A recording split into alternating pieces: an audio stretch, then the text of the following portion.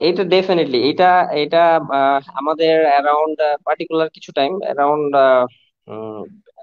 কয়টা sortie total, 8টা 10টা, ওকে 20টা সর্টির পরে ফার্স্ট সলো সর্টিটা যদি মানে কোয়ালিফাইড করা হয় then cadet goes for a solo sortie. So আমার ক্ষেত্রে যেটা মনে হচ্ছে সেম। এটার আবার সলো চেক বলে একটা সলো চেক নেয় হলো যে স্কোয়াড্রন কমান্ডার থাকে আর কি, অফিসার কমান্ডিং থাকে, সে নেয়।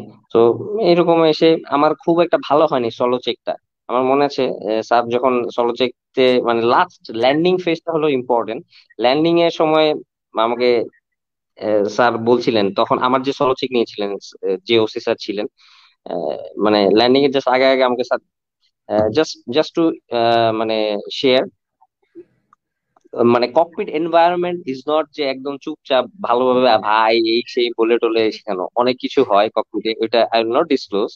বাট এমন একটা কথা বলেছিলেন যে হ্যাঁ তুমি এটা যদি পারলে পারো, না পারলে ইউ আর গন। তো আমার ল্যান্ডিংটা খুব একটা বেশি ভালো হয়নি আসলে, ওই লাস্ট চলচ্চিত্রের ইয়ারটা ল্যান্ডিংটা।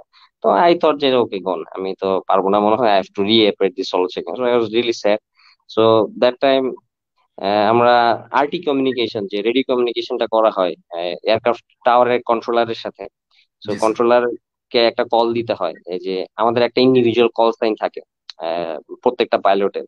সো যেহেতু আমি সলো চেকে স্যারের সাথে গিয়েছিলাম, স্যারের সাথে স্যারের কল সাইনে ফ্লাই করেছি, সলো চেক দিয়েছি, তো এখন আমাকে যদি সলো পাঠাতে হয় স্যারকে ওই কল সাইনটা আবার বলে দিতে হবে টাওয়ারে।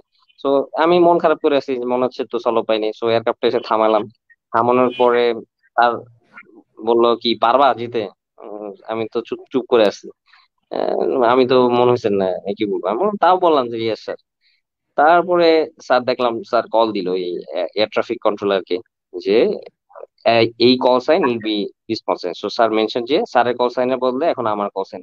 That was the moment I understood okay I am going to go for solve. তারপরে ওখানেই স্যার অনেক কিছু ব্রিফ টিপ করে দিলেন।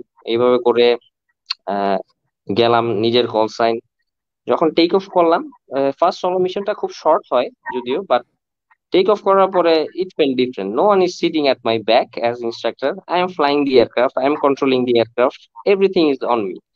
সো মানে অন্যরকম একটা ফিলিংস, যেটা বলবো মানে মনে হলো কি যে অন্য একটা জায়গায় অন্য একটা ওয়ার্ল্ডে চলে আসলাম, একদম শুনশান নিরবতা। হ্যাঁ কল চলতেছে, রেডিওতে আর্টিকল গুলা চলতেছে, বাট শুনশান নিরবতা, কেউ কোনো কথা বলতেছে না। I am flying the aircraft, I am looking downwards কি হচ্ছে না হচ্ছে। the confidence you get, the feelings you get, okay, you have achieved something. So it is a fantastic feeling. এটা excellent feeling, I would say.